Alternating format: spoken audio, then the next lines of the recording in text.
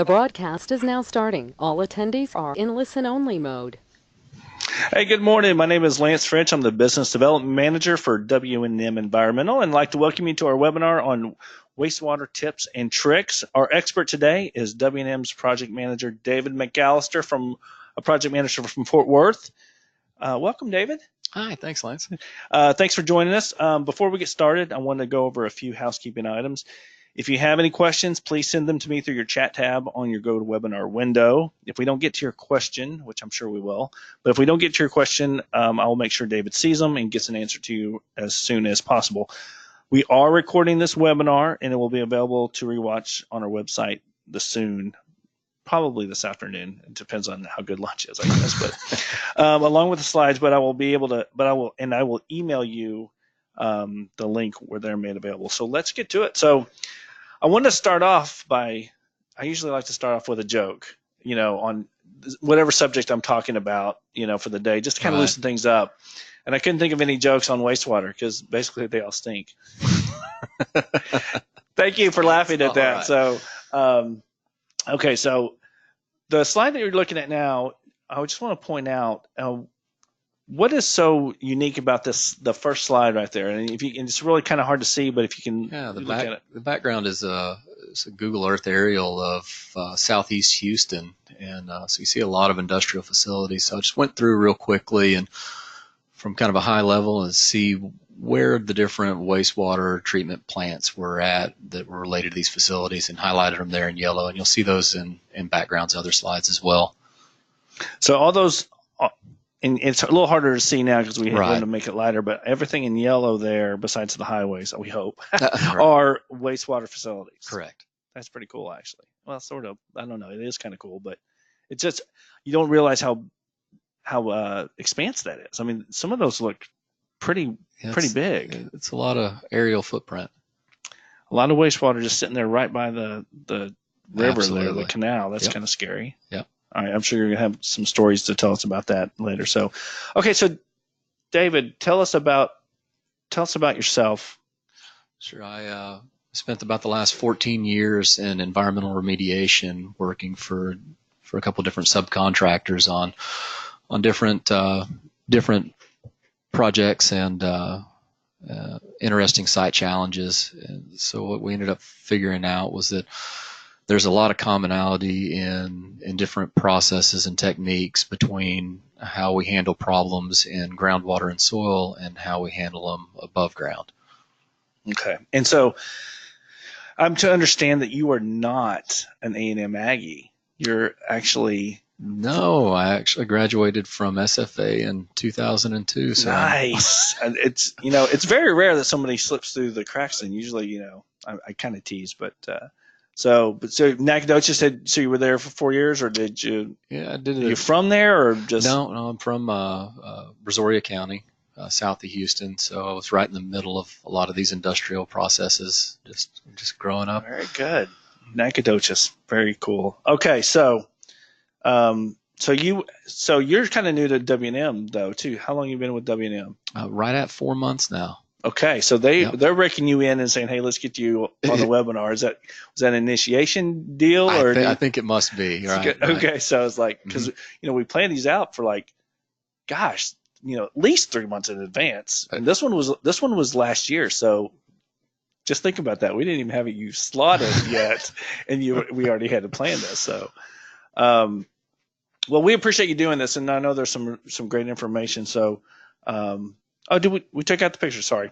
So let's get started. So let's start out. I like to start out like this is like the very first day of wastewater class, and I know some of the listeners out there are might be a little bit more advanced, but somebody that may not be. So, can you explain exactly what is wastewater? Are there different categories of it, or is it just all lump sum? So yeah, sure. So there's all kinds of different categories for sure. What we're kind of focusing on, at least for this purpose, is industrial wastewaters. So if you're a facility and you're using some water in your process, using water in rinsing things out, and it doesn't make it into your final product, it's going to pick something up, and that's going to make some kind of wastewater. So There's a pretty good list of NAICS codes that have a high probability of generating some kind of wastewater that you're going to have to contend with to some extent. I think we can take a look at those. There might be a couple of them. Oh my word! Right. So every one of those NAICS codes has a probability of making wastewater that you'll have to contend with. And if you are one of those codes, you probably know. Nobody's going to look at it and go, "Oh my gosh, I'm on there." Yeah, right. Okay, that's correct. We would hope at least. Right? We do hope. Okay, good. There's always. If you were surprised today by that, please call us immediately after this webinar. David needs to talk to you immediately. So, okay, go ahead. Yeah. So there's a solid chance that you're creating wastewater, and sorry. No problem. We want to take a look at what the best practices are to get you on a path to full compliance and environmental stewardship. So unlocking the wastewater best practices. So are there worse practices? I'm sure. Yeah, do nothing. Do nothing is worse. That's probably. So you've learned at least that by listening to this webinar. Doing nothing is bad. Okay, so you have the 3 keys for planning and improvement. Yeah. So why don't you tell us a little bit about this? So the main thing you can do, main thing you want to start looking at before you go too far down the rabbit hole is how can you reduce or eliminate your wastewater use and your pollutant load. So just reducing the amount of water you have while keeping all the same processes just means you're going to have a higher strength waste, which may be even more problematic. So a bunch of different angles that we need to look at when we're trying to figure out how to handle your challenges. The second step is going to be have a really good characterization of your wastewater that's super representative of all the different process variations and conditions that your facility may have. And that'll help us kind of evaluate what the best options are for you. And then if you do need to implement some type of treatment, that's when we start looking at how we go about that and what all the major considerations are. So you could generate wastewater, but not necessarily need to treat it? That's correct. Okay. There's a lot of different programs, a lot of different regulatory agencies and authorities that are going to determine what your discharge requirements are. But I'm sure there needs to be a process to determine that there's no treatment needs. Absolutely. And so there still needs to be testing, probably, even though you're not having it treated, you still have to test it? That's generally correct. Yeah. I don't want to get too far ahead because I'm sure my listeners are going, whoa, Ledge usually isn't this sharp. So, okay. Right. So I'm sorry about those keys. They are, what would you say? Okay. So a little bit corny. That's corny, especially when we're talking about waste water. But, okay. So that was the joke. Yeah. Okay. I'm sorry. That's terrible. All right. Well, you know what? It makes my other joke seem pretty good, actually, so I appreciate it. Okay. Okay, so treatment technology. So yeah, there's a few different things we might want to look at. So oh my word. Right, it's a pile. So every different type of wastewater or every different type of process that's contacting something bad is going to have something available as a treatment option. There tend to be some of these up here are very specific. Some of them are very broad, but they tend to fall into 3 different categories. Okay, so first of all, I just saw gasification. What does gasification mean? Or I guess, or do you know? That one is... Sorry. Okay. How about nanofiltration? Yeah, sure. So if you think about like running some dirty water over a piece of paper towel, some of the stuff gets caught, right? Right. So it's just about the size of the pores, and nanofiltration, the pores are very, very small, so that a lot of those really, really tiny solids get captured. And it's kind of the at the end of a treatment train generally, or your initial water was pretty clean to start with, and you really want to polish that down to get to some pretty stringent standards or specific goals. All right. Well, thank you for enlightening us on that one. Okay, so the categories. Yep. Treatment categories. Those 40 plus different technologies before are really broken down into these three categories. So you're either physical, chemical, or biological, and those each cover a lot of ground. But one of the things that we frequently encounter is that it's going to take multiple technologies within your system to get to the end goal that you need. We also want to set those against a pile of different considerations about how you go about selecting the technology and what your business is like. So, go ahead. Okay, sorry. No problem. So when we start looking at the technologies as being numbers on a dial, and then we start locking that into the different scenarios that make sense for your business, we end up finding that there's maybe a few combinations. Mm-hmm. I think it's, 64 for about 1.5 million different possibilities that are sitting out there for how to approach a problem. Wow. So our goal is really to help start funneling that information down, find the right combination that fits your business, that fits the permit requirements, that fits the space you have available, and the technologies that are going to work.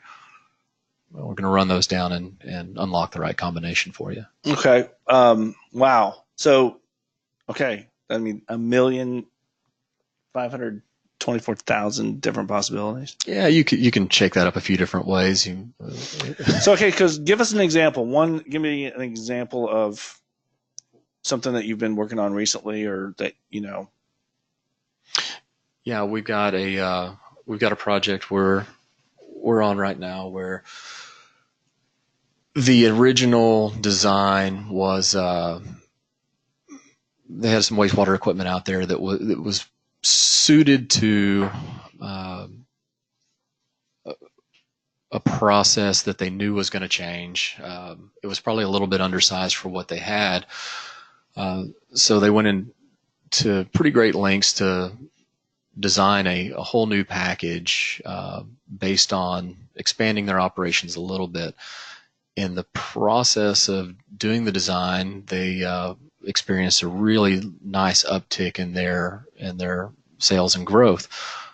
So they decided to go ahead and increase the production and bring on a whole new line of business out there. And that new line of business was going to create a ton of wastewater on its own, a lot of biological oxygen demand and solids and stuff like that. So they had this design that wasn't the best fit now, but it would work for a little bit. So we went in and kind of value engineered the whole process, knowing that what was going to be their long-term solution was now going to be temporary. And we did it with the intent in mind that we'd be allowed to collect a whole bunch of data, have some flexibility in the operation to give them really good information for a much larger, later wastewater treatment plant. And it's been a really fun process. So when you first start going to these facilities, I mean, I guess your first thing that you would want to know if you're designing one of these is, what are we working with, right? So I mean, Absolutely. So you take your samples and then you send them off, and then there's a waiting game then, right? Or are they telling you, hey, this is what we have? How does that generally work? So I guess I mean, they probably have the information for you saying, hey, this is water, wastewater, but are you going to want to know firsthand? Or you usually take samples yourself to send them off, or? we want to go with a facility. We want to get a really good understanding of what their process is, what the variability in their process is, to really design a good wastewater characterization program.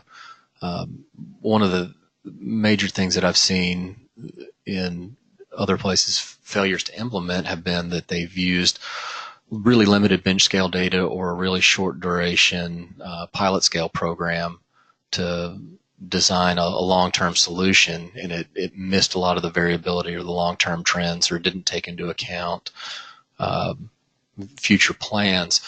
So we want to make sure we're capturing those items in the characterization process.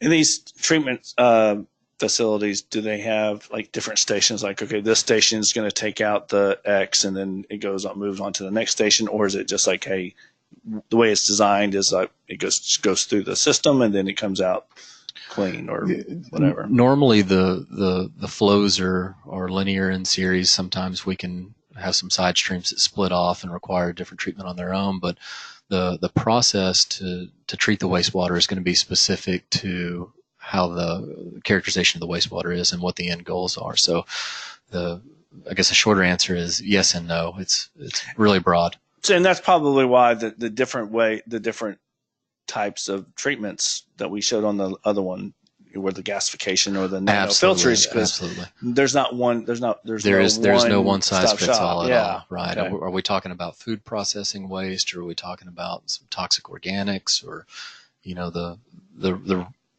water's kind of the universal solvents, or nearly. So anytime we're doing things that contact water and it's not going into the product is something different that we're going to be dealing with.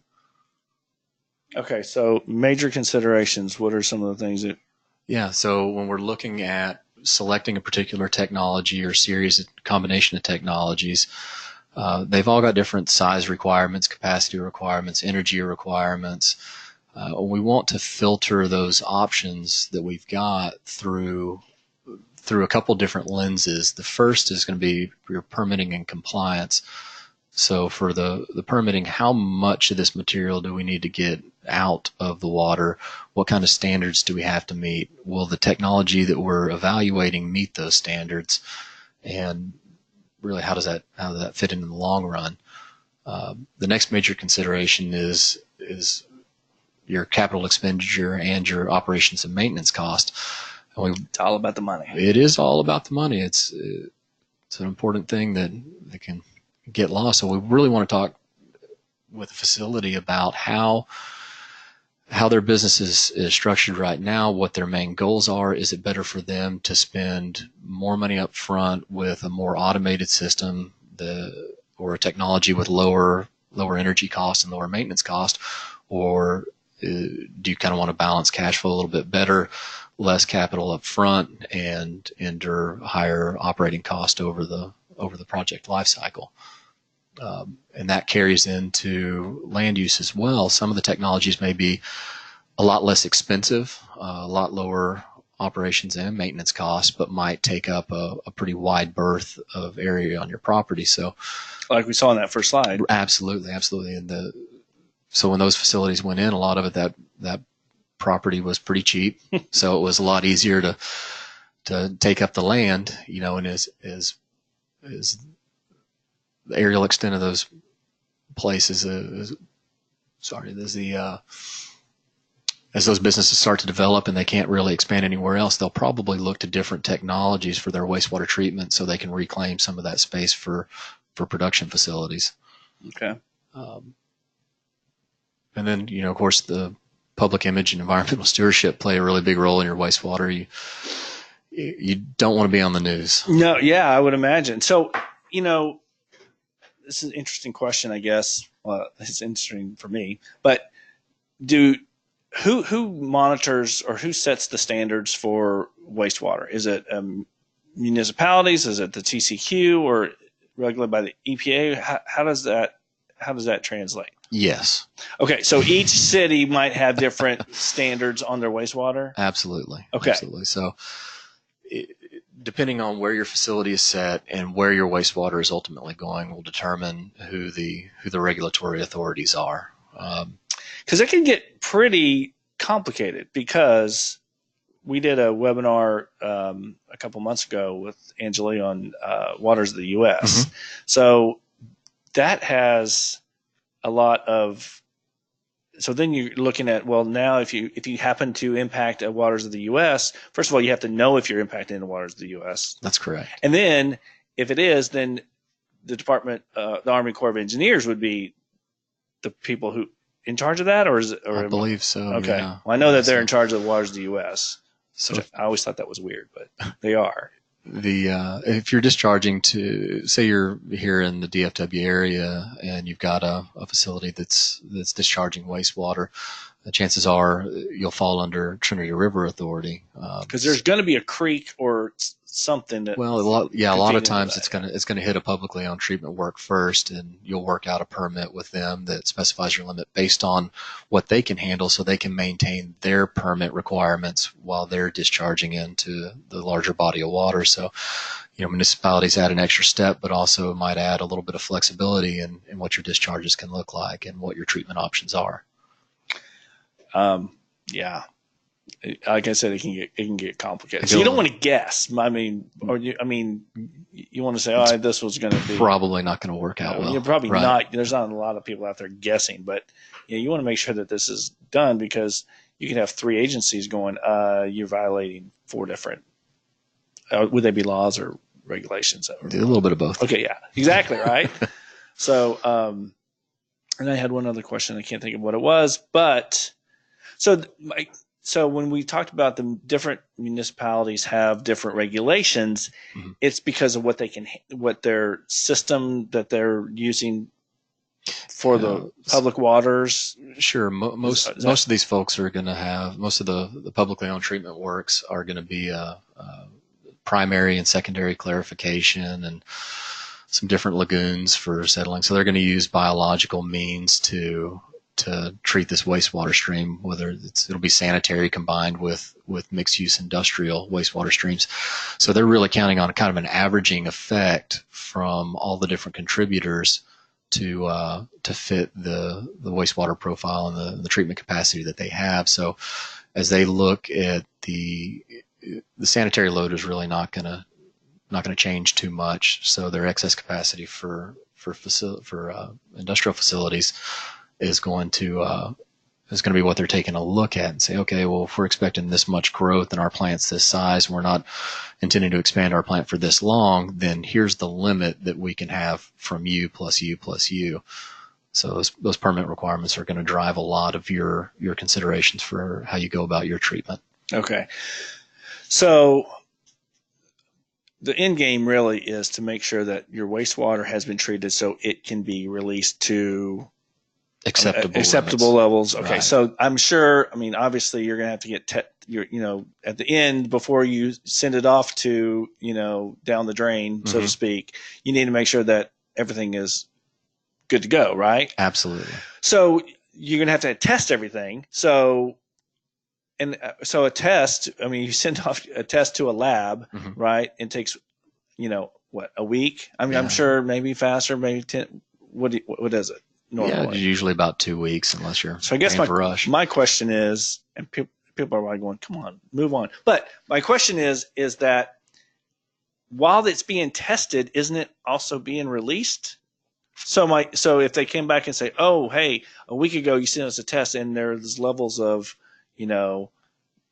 bad stuff, but you've already released it, or do you not release it until you get the test back? I guess that's my question. Nobody wants to send in what that would be a notice of violation. Yeah. So we don't want to get to that point.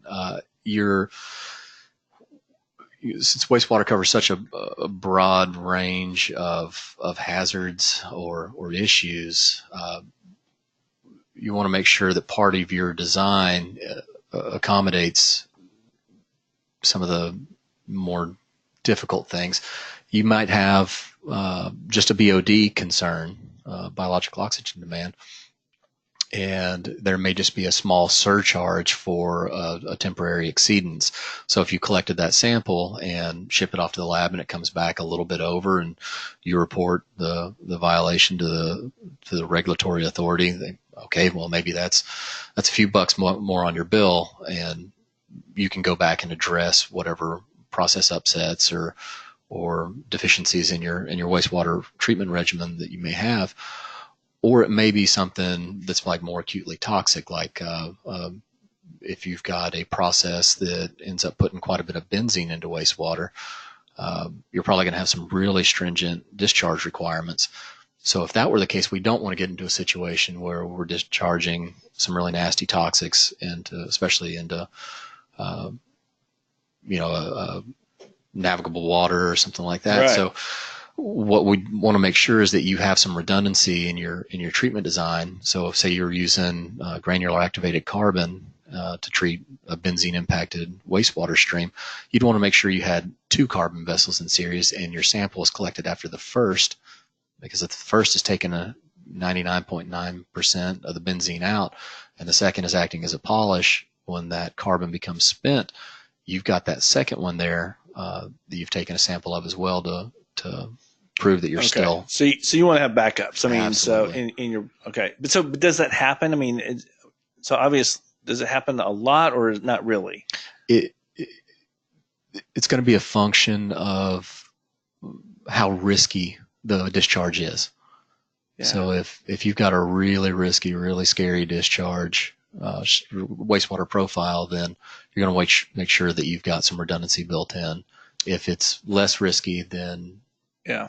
I mean, I guess it would just seem scary to me that you get a violation, right? Mm-hmm. And then you try to fix a violation. Well, you don't know if you've actually fixed a violation for another week after you tried, unless you get the test back again. Well, there should be also some measurements I'm probably going on. Extreme, but it would be like, how do I know until I know? Part of your operations and maintenance program should have a means to be able to quantify what's going on in your wastewater stream. Right. Okay. So if you've gotten to the point where you've gotten a notice of violation, you've probably got some deficiencies in your process to begin with that need to be addressed. So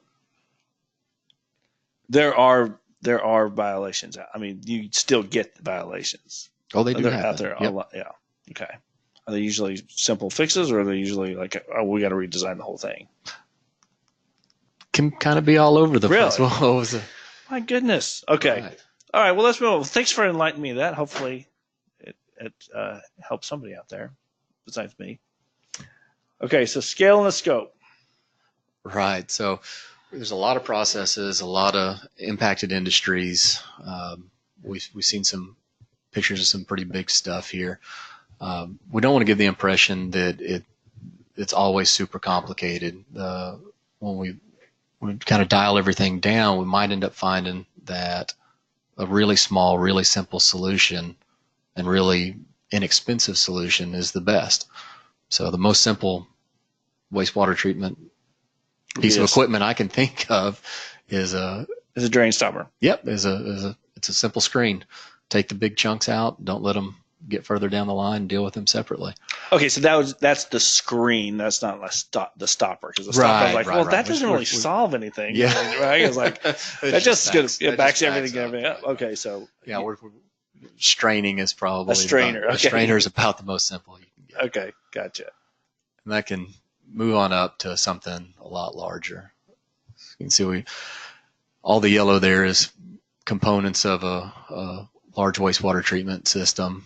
In the foreground, you've got 6 clarifiers and some secondary treatment going off into different lagoons and taking up a whole lot of real estate. So that when I first saw this, I said, "What is that yellow water?" I didn't know. So that's actually highlighted. Yeah, that's just it's. But yeah, that's like that's pretty intense. I mean, obviously that's an oil and gas facility. Yep. Yeah, and oil and gas facility off of I believe that's Buffalo Bayou. Okay, and so, but yeah, that's probably 50, 60 acres, you think, or maybe not quite that, or probably 30, 40, 20, 30, somewhere in there, I would think. Yeah, and interesting that it's right there by the water. It is. I mean, so if anything spills over, or is that part of the process too? So. Part of the design in a facility like this is the ability to dam and dike systems to be able to contain a whole lot of rainwater infall and some considerations on. Now you said earlier that the water that's going out of that facility is probably cleaner than what goes in facilities. Were you being facetious, or is that kind of? Well, there's a lot of sediment load in that bayou, and there's a whole lot of industry around, and a lot of historical releases, and probably some leaching into the surface water. So if that plant is operating the way it should, there's a good chance it's got better water quality overall than what's already there. Okay. All right, so it's not going to be like The Simpsons where you're going to have 3-eyed fish coming swimming around, right?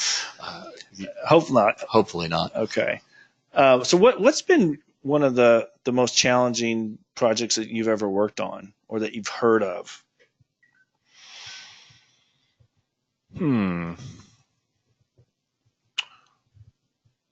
That's a fine question, Lance. Thank you. Why you get paid the big bucks, right? Right.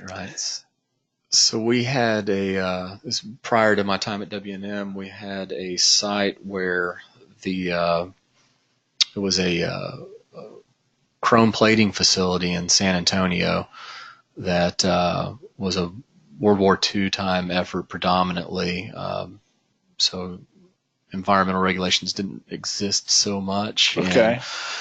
And, best practices tend to go out the window when production is a really high goal. So most of this chrome plating waste was dumped and poorly handled and ended up in a perch zone in a kind of a gravelly layer, which most of the time was okay.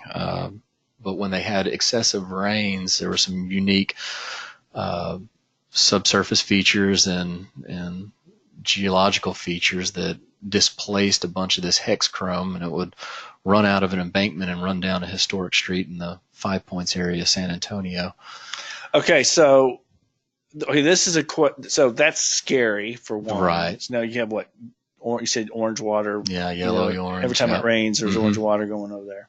Okay, so what's the difference there between the stormwater and wastewater? So, because it's not being produced, because I was under the impression wastewater is being produced. Stormwater is from. Yeah, so this was kind of a unique scenario. So your stormwater was displacing what should have been wastewater that became groundwater contamination. So we're talking about producing stormwater that from wastewater from 90 years ago or 80 years ago, whatever it was. That's incredible.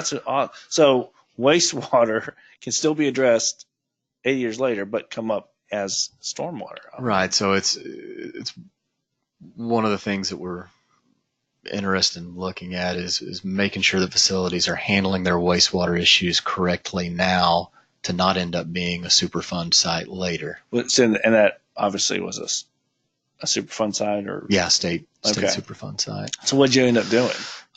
We were part of the overall project team. They did some source zone excavation. They had already installed some sheet piling to prevent the same stuff from going on, so they were collecting what was going on. We came in down gradient and used calcium polysulfide, which is a strong reductant, to fix the hex chrome into non-soluble source in soil, and looks like that project is doing pretty well as the years go on now. There's no more hex chrome running down 5 points. So when was the last time they produced anything at that site? I mean, I think it was shut down in mid-70s, maybe early 80s. Okay, so it was not too long and ago. I think they had actually started, handling their wastewater a little bit better. So their wastewater was just basically dumping on their land. Yeah, that's all it was doing. Just okay. And so did anybody get in trouble and go to jail, or just? I don't know. I think they might all have been long gone. We know it wasn't you. Yeah. Okay, good. All right. So then there's different scale in between the smallest and the largest. That's where you usually find yourself at. It's a little screen grab, a 3D from a project we're working on now, where we've got a really healthy wastewater stream. It's for food processing. So there's a lot of meat byproduct and different stuff in the water. And there can be lots of solids, lots of floating fats, lots of sinking sludges. So there's there's a whole lot of consideration that goes into how we handle this stuff. So we get the easiest while it's easy, and save the hardest stuff for down the line.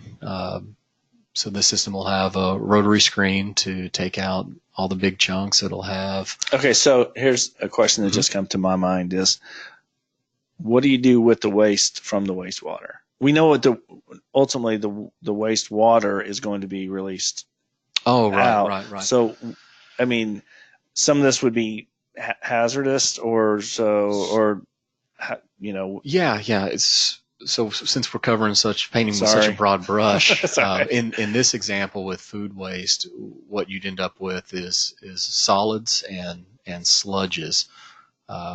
So it can take a lot of energy to get the water content out of a sludge. So we evaluate what the waste disposal cost is versus what the capital and energy cost is of dewatering equipment, and you strike a balance between the amount of equipment, the footprint that you have, and the disposal cost. But yeah, in a high solids, high BOD environment, especially with food waste, you're going to have some sludges that are going off to landfill. Okay. And they tend to be pretty stinky and fairly unpleasant. May generate a little bit of hydrogen sulfide, which is a little poisonous. But the materials themselves are not particularly hazardous, and once they contact air, the anaerobic activity goes away. So you have to have a plan for that too. You do have to have a plan for that. All right.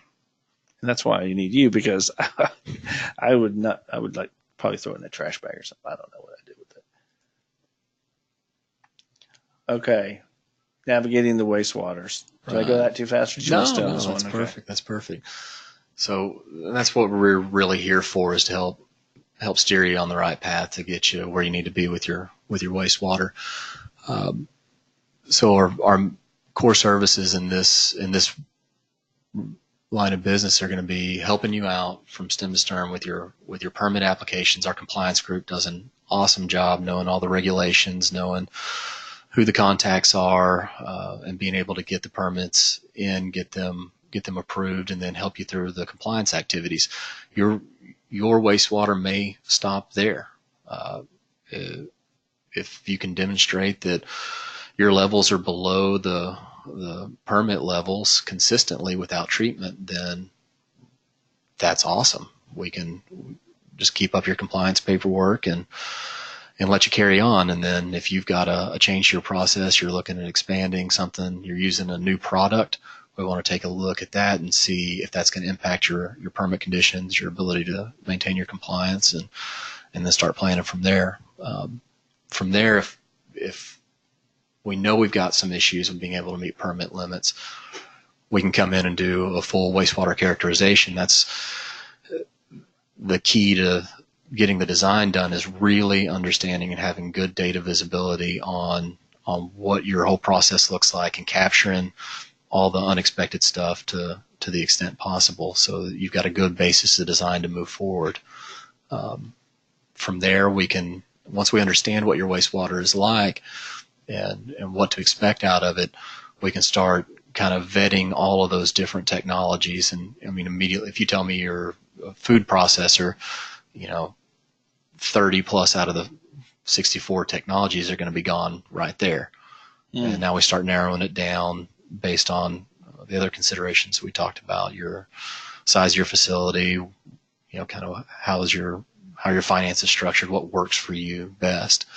And then we can use that to select the right technology, do some bench scale tests. If we say we have 4 technologies that we're considering and they all look pretty viable, they all look like they're going to fit within your operation, let's do some quick bench scale tests and see which one does best, and evaluate those costs based on the performance. And once we get one that we like, we can do a pilot scale test to do a little slipstream and make sure over a 1 week or a month or 6 months or whatever the case is that this technology is going to be the best fit before we go in and do a full-blown design and implementation of the whole treatment. Have you ever been to a facility where they, in their treatment facility, they've gone, I don't want to say overboard, because you never can be too careful, but have you ever gone in and say, you know what, you guys are doing like 4 steps and you only need to do 2?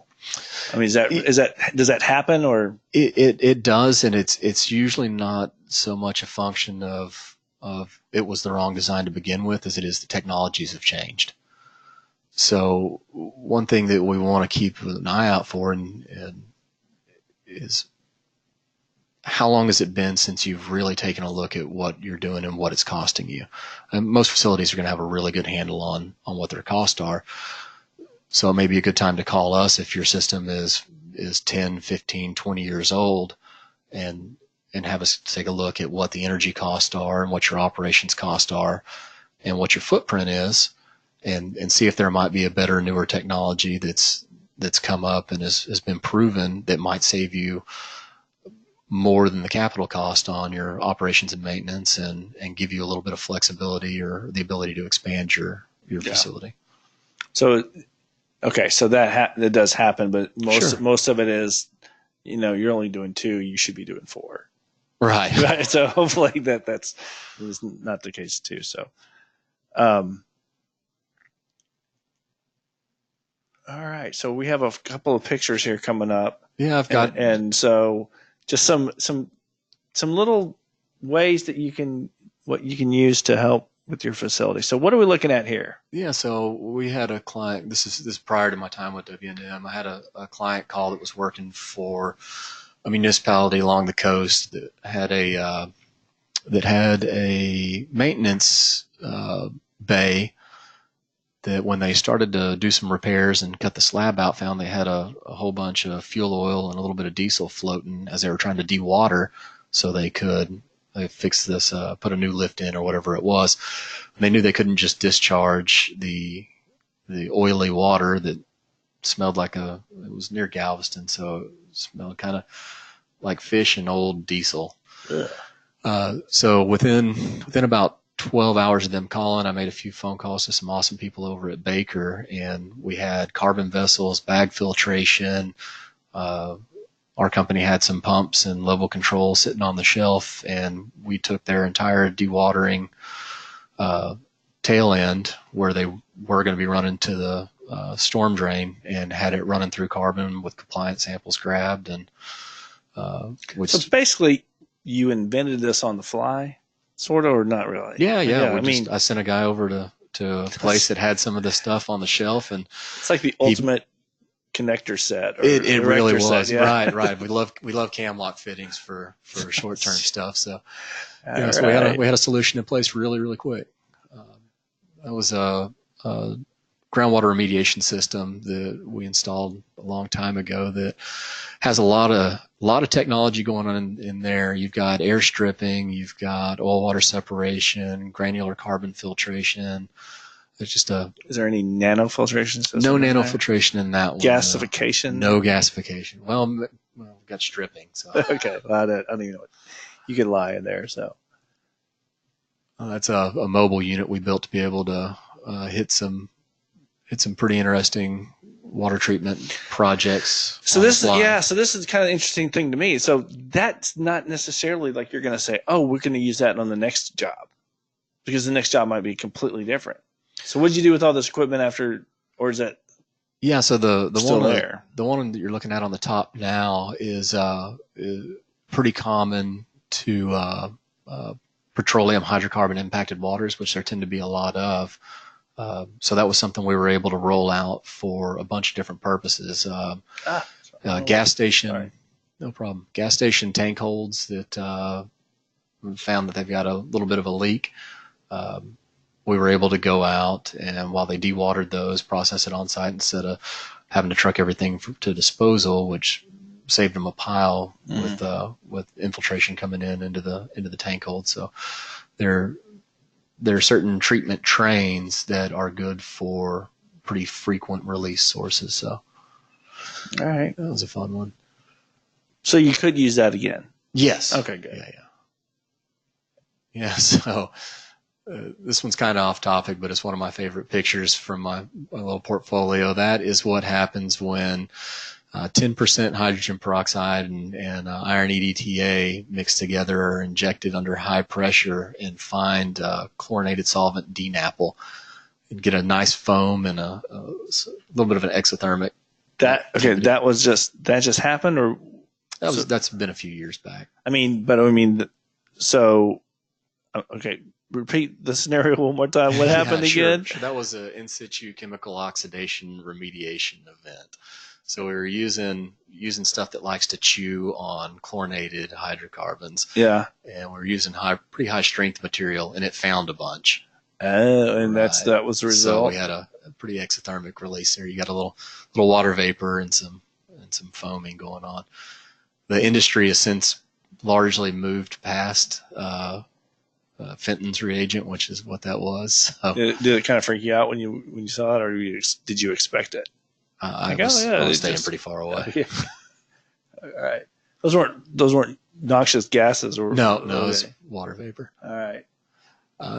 There's the brains of a nice little automated system. We got a process logic controller driven treatment train, so it's thinking about which pumps are turning on when, what tanks are at what level. The amount of automation is. That is pretty incredible. It's so tidy. Look at that. That's about 4 foot high. That's just so tidy. Yeah. It's tidy. Tidy. I mean, look how yeah. neat that is. You can tell an engineer was definitely involved in that. Absolutely. For sure. That is a mobile water treatment system there in the middle of a couple frac tanks we use for clarification and confirmation testing, set out on Adak Island, Alaska. Ooh. Yeah, it was way out on the Indian chain. That was a great project. Very cool.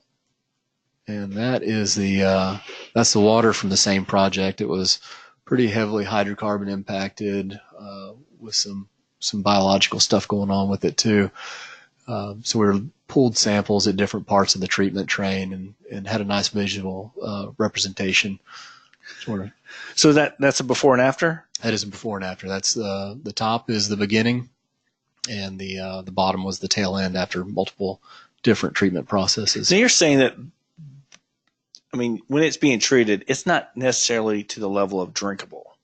It's just at the level of release. It's to better than the level of permit. So sometimes that would largely be drinkable. True. I guess, yeah, this was in under North Dallas, you never know what you're right. drinking. So right. So this was under NPDES permit. So the limits were pretty stringent, and I don't know. I'm not sure where Nestle and Ozarka fit into it. Right, but I feel like it was probably pretty close. The water was awfully clean coming out. Wow, that's pretty cool. And that's a photo of the final discharge from that same. Some high quality H2O. Yeah. If you know what movie that's from. I do. Okay, very good. Yeah. All right. Come on now. Star for David. All right.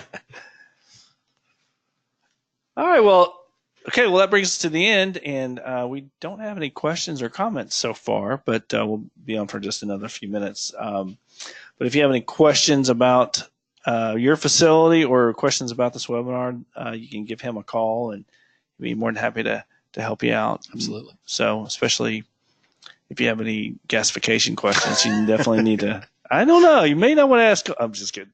Call me. And then here's Nick Andriani. He's our president and actually a professional engineer. Sorry, I always get that wrong. Yep. Professional engineer, and you guys are kind of a team on on a lot of these wastewater projects, right? Yeah. So if you have any questions, you're more than welcome to call him. You're probably better off calling David if you want to get a call back. If you're listening, Nick, we love you. So, and you're very handsome. So, and our next webinar is in August. I can't believe we're in August already, August 23rd, spill response. And that's going to be hosted by Austin Hyder and Gary Tiedemann in Houston and San Antonio. So it's that's going to be a really, really good webinar as well. So, David, thank you for joining us today. Great information. Hopefully, you passed your initiation. And if you did really well, you'll be scheduled again. So you might have done too well. So, but anyway, thank you guys for joining us. And again, we recorded this webinar, and we will be putting it on our website probably within a couple hours. You guys have a great day. Thanks, David. Thank you.